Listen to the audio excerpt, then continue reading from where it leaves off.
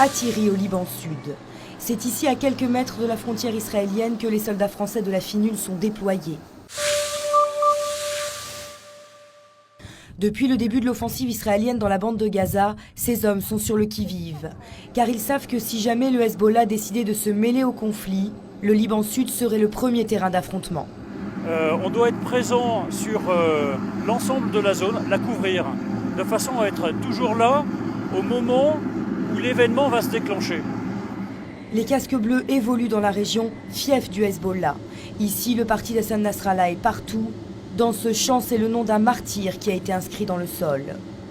Non loin d'Atyri, les casques bleus ont trouvé récemment 8 roquettes Katyusha posées à moins de 5 km de la frontière israélienne, prêtes à être tirées. De nouveaux tirs de roquettes depuis le Liban Sud redéclencheraient inévitablement une guerre entre les deux pays. Et avec ce qui se passe à Gaza, le risque d'un dérapage est loin d'être écarté. Donc on sent très bien qu'il y a une petite tension qui est remontée.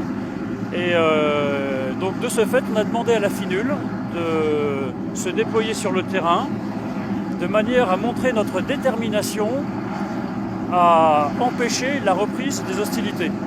Une détermination qui, en cas de reprise des combats, se heurterait à un mandat ambigu, car la FINUL se doit d'être impartiale, elle doit maintenir le cessez-le-feu et protéger la population, mais n'a pas le droit de se servir de ses armes, hormis dans un cas d'autodéfense.